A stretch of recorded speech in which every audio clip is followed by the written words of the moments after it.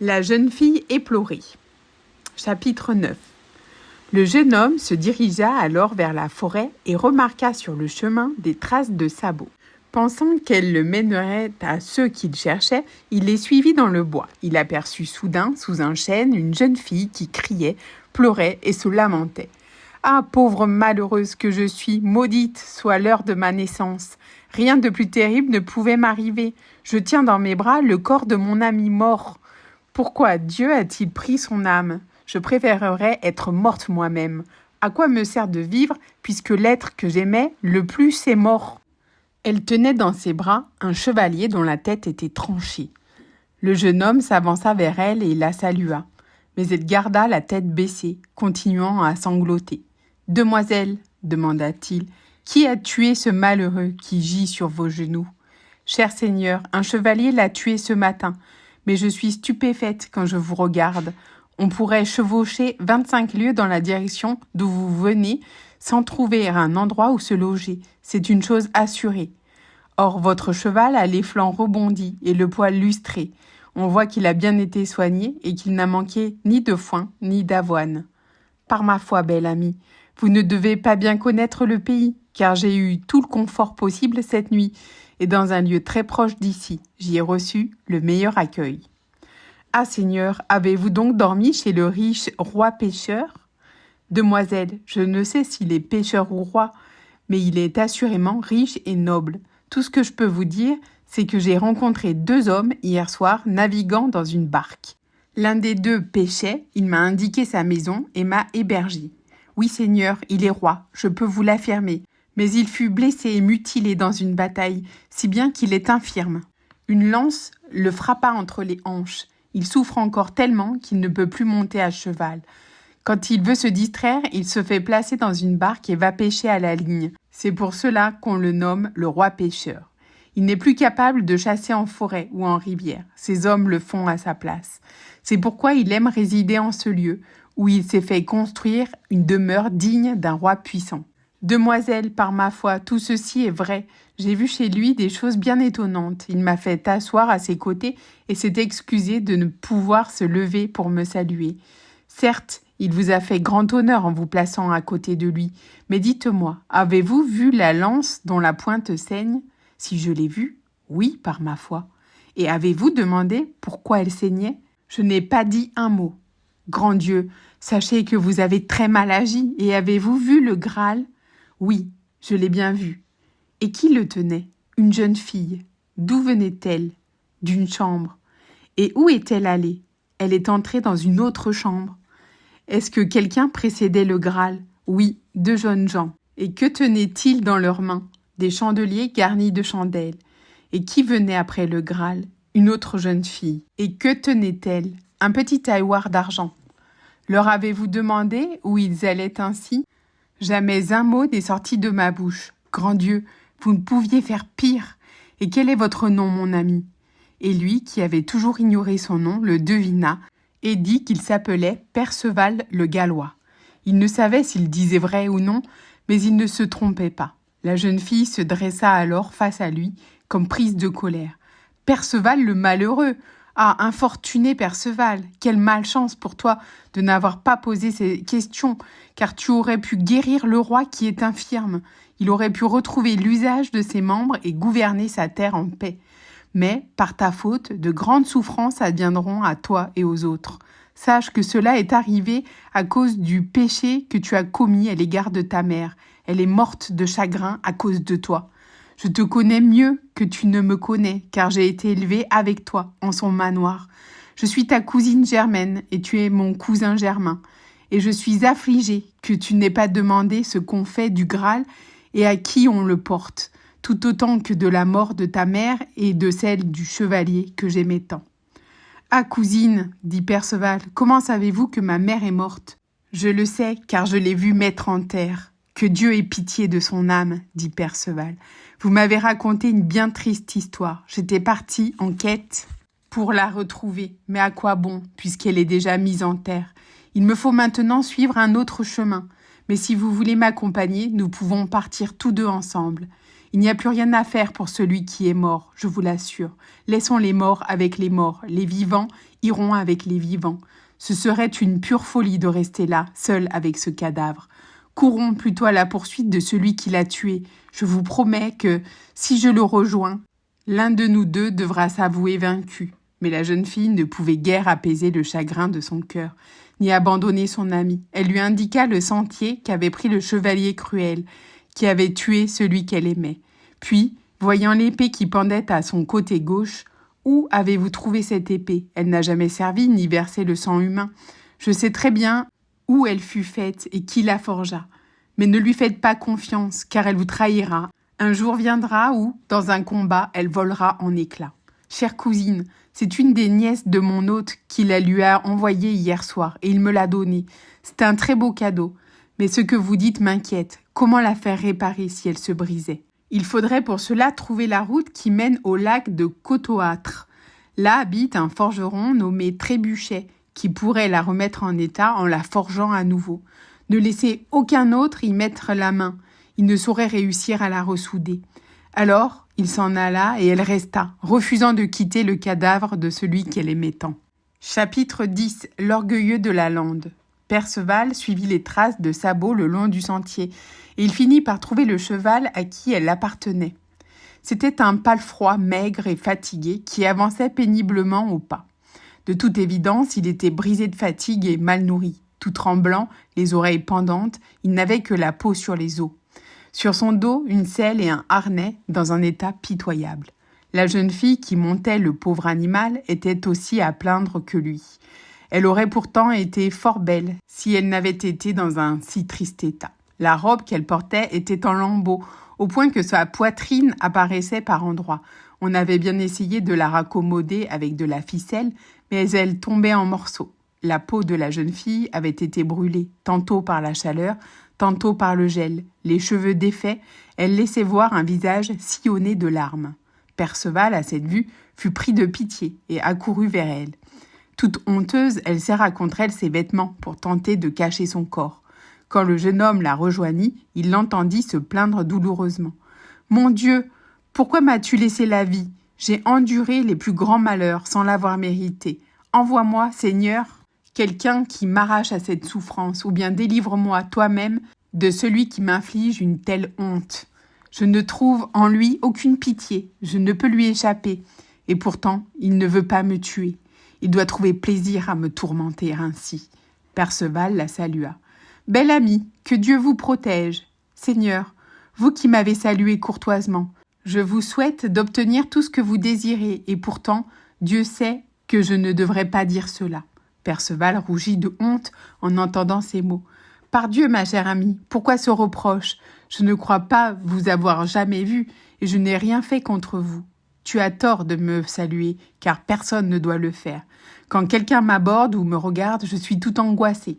Vraiment, je ne pensais pas avoir mal agi. Quand je vous ai vu en difficulté, pauvre et nu, j'ai voulu savoir pourquoi vous aviez à subir tant de peine.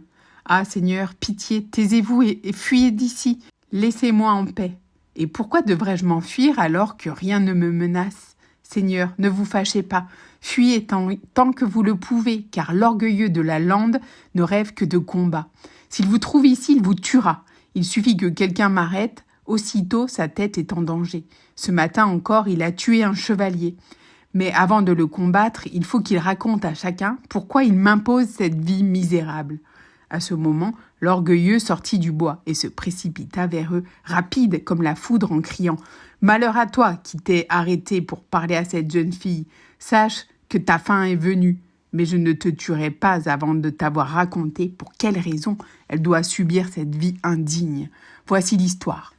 Un jour, j'étais allé chasser, laissant dans ma tente cette demoiselle que j'aimais plus que tout au monde. Voilà qu'arriva par aventure un jeune Gallois. Je ne sais comment il s'y prit, mais l'embrassa de force, m'a-t-elle dit. Mais était-ce bien la vérité ? S'il l'a embrassée malgré elle, n'a-t-il rien fait d'autre ? Je n'arrive pas à le croire. Celui qui embrasse une femme ne s'en tient pas là. Celle qui donne sa bouche donne facilement le reste, même si elle fait semblant de résister. En fait, elle veut qu'on la prenne de force. C'est pourquoi je suis persuadée qu'il a couché avec elle. De plus, il a emporté son anneau, un bel anneau que je lui avais offert, et avant de partir, il a bu mon vin et mangé mes 3 pâtés. Maintenant, comme tu vois, mon ami doit payer pour sa folie. J'en ai fait le serment. Son palefroid ne sera pas soigné, sa robe ne sera pas changée, jusqu'à ce que j'ai vaincu celui qui lui a fait violence. Je ne serai satisfait que lorsque je lui aurai coupé la tête. » Perceval l'avait bien écouté. Il lui répondit sur chaque point. « Ami, sache-le, elle a dès maintenant fini de payer sa faute, car c'est moi qui l'ai embrassée malgré elle. Elle en fut très affligée. J'ai pris l'anneau qu'elle avait au doigt, et rien de plus, je peux l'assurer. Quant au pâté que j'ai mangé et au vin que j'ai bu, j'aurais été bien sot de les laisser. Par ma tête, dit l'orgueilleux, tu viens de reconnaître ton crime, c'est incroyable. Tu as pleinement mérité la mort. Ma mort n'est peut-être pas aussi proche que tu le penses. » Alors, sans dire un mot de plus, ils lancèrent leurs chevaux et s'affrontèrent si furieusement que leurs lances volèrent en éclats. Tous deux furent jetés à bas de leur selle, mais ils se relevèrent aussitôt, tirant l'épée pour se porter des coups terribles. La bataille fut acharnée et féroce. À la fin, l'orgueilleux dut s'avouer vaincu et demanda grâce. Perceval n'avait pas oublié l'enseignement du noble seigneur. « Chevalier, lui dit-il, je ne te ferai pas grâce tant que tu n'auras pas fait grâce à ton amie.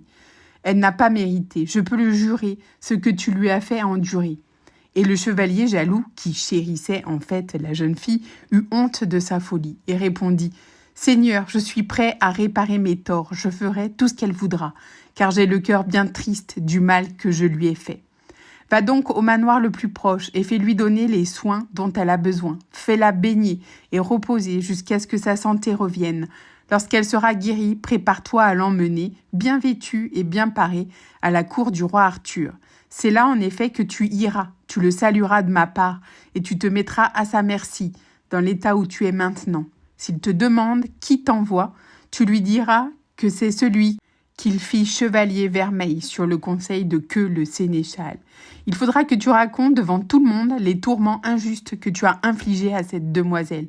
Toute la cour l'entendra, et particulièrement, parmi les suivantes de la reine, une jeune fille à qui je dois beaucoup, à cause du bel accueil qu'elle m'avait fait en riant de joie. Elle reçut de Queue une gifle telle qu'elle en resta tout étourdie. Tu chercheras cette demoiselle, et tu lui diras que je ne mettrai pas les pieds à la cour du roi Arthur sans l'avoir vengé. » Le chevalier promit de faire tout ce qu'il lui avait ordonné. Il irait à la cour d'Arthur aussitôt que la demoiselle serait guérie. Il proposa aussi à son vainqueur de séjourner chez lui pour reprendre des forces et faire soigner ses blessures, mais Perceval préférait continuer sa route et refusa son offre. Le soir même, le chevalier fit soigner et reposer son ami. Quand sa beauté fut revenue et qu'elle fut parée de magnifiques vêtements, ils se mirent en route vers Carlion, car c'était là que le roi Arthur séjournait. Devant toute la cour rassemblée, 3000 chevaliers de grande valeur, il vint se constituer prisonnier. Accompagné de sa demoiselle, il se présenta devant le roi. « Seigneur, dit-il, je me rends prisonnier et je suis à votre disposition pour tout ce que vous voudrez. Ainsi me l'a ordonné le jeune homme qui reçut de vous les armes vermeilles. Débarrassez-vous de vos armes et mettez-vous à l'aise, cher Seigneur. Que Dieu bénisse et comble de joie celui qui vous a confié à moi. Soyez le bienvenu.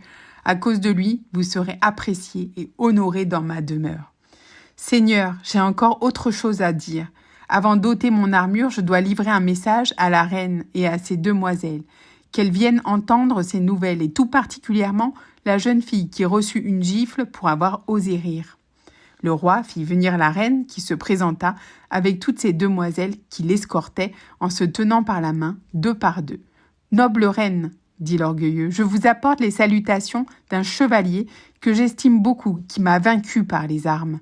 Il vous confie mon amie, la jeune fille que vous voyez avec moi. » La reine le remercia et le chevalier conta l'indignité, la honte qu'il lui avait fait subir, sans rien cacher. Il avoua tout, et même les raisons qui l'avaient fait agir ainsi. Après quoi, on lui montra la jeune fille que Queue avait frappée, et il lui dit « Demoiselle, celui qui m'a envoyé ici m'a ordonné de vous saluer et de vous faire connaître son serment. Il n'entrera pas à la cour du roi Arthur avant de vous avoir vengé de la gifle que vous avez reçue à cause de lui. » Le fou fit une cabriole de joie. « Seigneur Queue, vous allez payer votre dette, et bientôt. » Le roi prit alors la parole. « Ah, que tes moqueries m'ont privé d'un excellent chevalier. À cause de ton manque de courtoisie, je crains bien de ne jamais le revoir. » Le roi fit asseoir le chevalier prisonnier et le fit désarmer. Il le dispensa de toute captivité. Monseigneur Gauvin, qui se tenait à la droite du roi, son oncle, lui demanda « Seigneur, comment est-il possible que ce jeune homme ait vaincu un chevalier tel que celui-ci ? Dans toutes les îles de la mer, je n'ai jamais connu personne qui puisse surpasser l'orgueilleux de la lande. Cher neveu, je ne le connais guère, et pourtant je l'ai vu. Il m'a demandé de le faire chevalier sur le champ. Je l'ai trouvé beau et bien fait, et j'étais tout disposé à lui faire apporter une armure toute dorée. Mais lui a refusé net. Il ne voulait rien d'autre que l'armure vermeille du chevalier qui venait de me défier, en emportant ma coupe d'or. Et que, désagréable comme toujours, lui a dit méchamment « Eh bien, va donc les chercher, ces armes. Le roi te les donne, à condition que tu ailles les prendre. » Le garçon n'a pas compris la plaisanterie. Il a cru que le sénéchal parlait sérieusement. Aussitôt, le voilà parti à la poursuite du chevalier vermeil. Je ne sais pas exactement comment s'est passée la dispute, mais l'autre l'a frappé de sa lance brutalement et le jeune homme a répondu en lui envoyant son javelot dans l'œil. Il l'a donc tué et a pris son armure vermeille. Par la suite, il m'a parfaitement servi en m'envoyant des prisonniers de grande valeur, que vous pouvez voir ici, Clamadeux des îles et l'orgueilleux de la lande. Par Monseigneur Saint-David, que l'on prie au pays de Galles, je jure de partir à sa recherche où il le faudra, sur terre et sur mer. Je ne coucherai pas 2 nuits de suite au même endroit tant que je ne l'aurai pas trouvé. » Aussitôt que le roi eut prêté ce serment, toute la cour comprit qu'on allait se mettre en route. Vous auriez vu entasser dans les malles draps, couvertures et oreillers, préparer les tentes, charger les charrettes, harnacher les chevaux. Le roi partit de Carlion avec tous ses barons. La cour au grand complet, dames et demoiselles comprises, le suivit pour lui faire honneur. Ils s'établirent le soir même dans une prairie à la lisière de la forêt.